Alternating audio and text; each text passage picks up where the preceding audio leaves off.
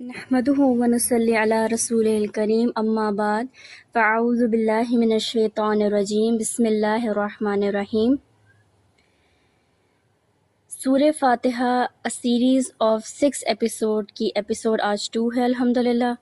Episode 1 کا ہم ایک چھوٹا سا ریکیپ کر لیتے ہیں، جس میں ہم نے سورہ فاتحہ کے نام اور حمد کا مطلب ڈیٹیل میں سمجھا۔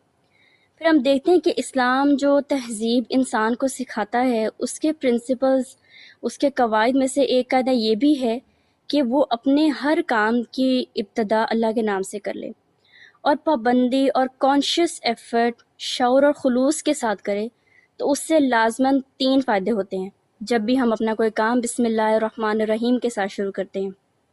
نمبر 1 کہ آدمی بہت سے برے کاموں سے بچ جائے گا، کیونکہ اللہ کا نام لینے کی عادت اسے ہر کام شروع کرتے وقت یہ سوچنے پر مجبور کر دے گی کہ کیا واقعی میں اس کام کو جو میں کرنے جا رہی ہوں یا کرنے جا رہا ہوں حق بجانب ہوں۔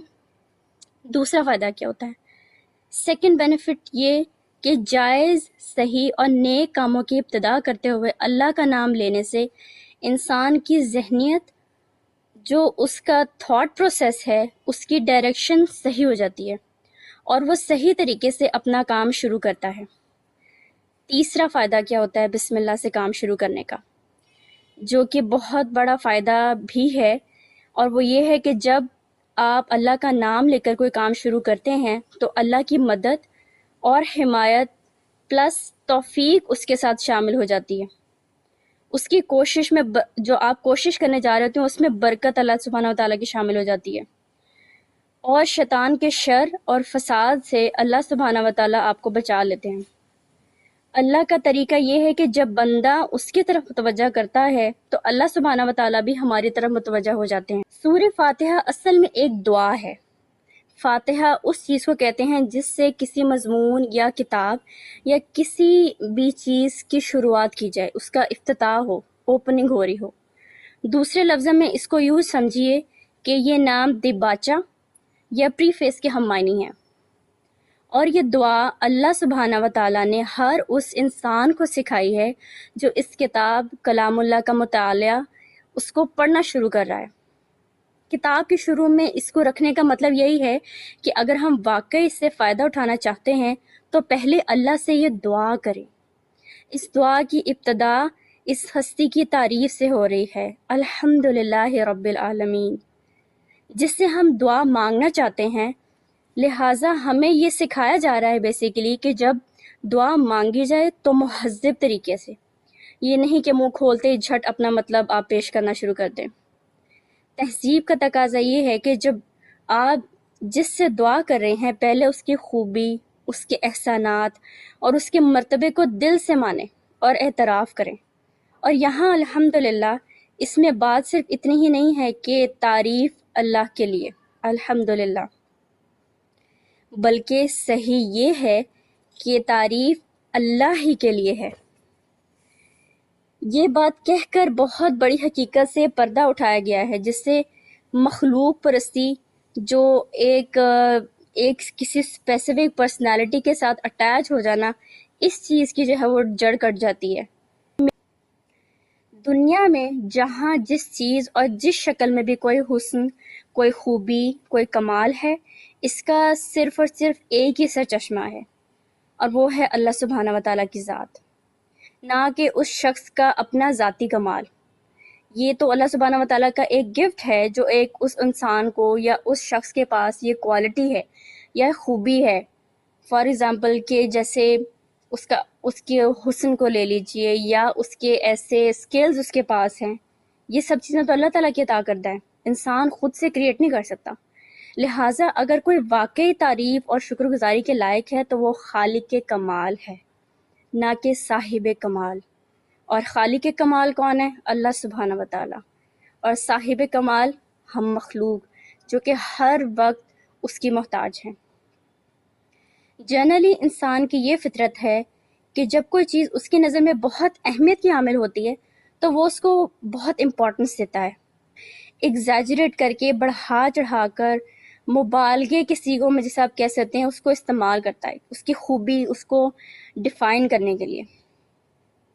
اس کی مثال ایسے لیجئے جیسے اگر ہم کسی کے قد کا ذکر کریں تو خالی لمبا کہنے سے تسلی نہیں ہوتی بعض اوقات، تو اس کے بعد ہم ترنگا کے لفظ بھی استعمال کرتے ہیں، یعنی کہ ہماری نظر میں یہ خوبی اتنی اہمیت کی حامل ہے کہ ہم کہتے ہیں لمبا ترنگا، یعنی کہ ایک اس کو ایگزیجریشن کے پوائنٹ آف ویو سے ہم اس کو لمبا کے ساتھ ترنگا کا بھی اضافہ کرتے ہیں۔